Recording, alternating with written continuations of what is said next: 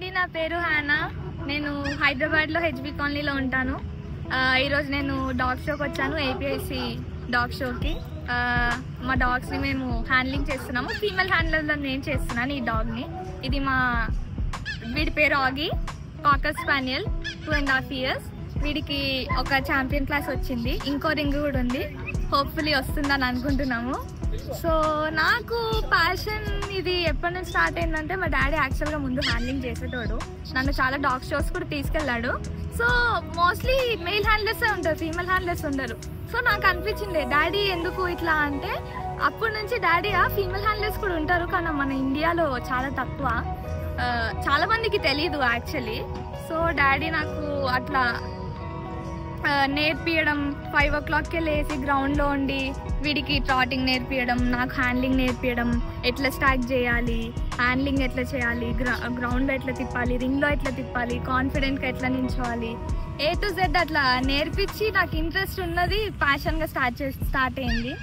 So ఏమనుకుంటున్నానంటే, మీరు నేర్చుకుంటే దీంట్లో ఉన్న డెప్త్, దీంట్లో ఉన్న proud moment, heart touching, everything మీకు అర్థం అవుతుంది.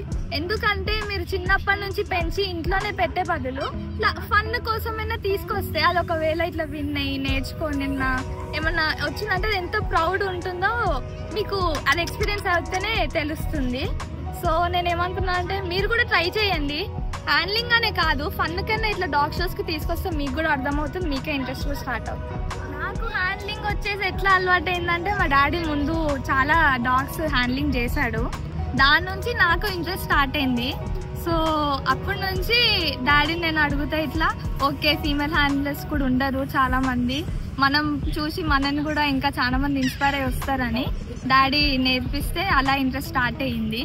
సో ఎవ్రీ డాగ్ షోకి ఆల్మోస్ట్ హ్యాండ్లింగ్ అయితే చేశాను నేను, చాలా వరకు అయితే వచ్చింది. ఫీమేల్ హ్యాండ్లర్స్ యాక్చువల్లీ ఉండరు ఎక్కువ, కానీ వస్తేనే మీకు అర్థం అవుతుంది, ఎక్స్పీరియన్స్ తెలుస్తేనే అరే ఇంత బాగుంటుందా, ఇంత మంచిగా ఉంటాయా, బ్రీడ్స్ గురించి తెలుస్తుంది, A to Z మీకు అర్థం అవుతుంది. రింగ్ లో తిరుగుతున్నప్పుడు ఎట్లా అనిపిస్తుంది మనం డాగ్ పట్టుకొని? అది ఒక ప్రౌడ్ మూమెంట్, చాలా ప్రౌడ్ మూమెంట్. అంటే మనం చిన్నప్పటి నుంచి పెంచి దాన్ని అంత లవింగ్గా పెంచి డాగ్ షోకి తీసుకొచ్చి దాన్ని రింగ్లో అందరి ముంగట తిప్పినాక అది ఇట్లా విన్ అయితే ఒక పేరెంట్కి వచ్చిన ప్రౌడ్ మూమెంట్ వస్తుంది అనమాట.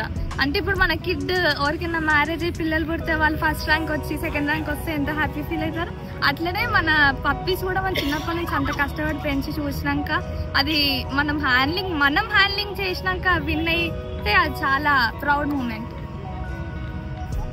You can share and subscribe to MM's Pets World.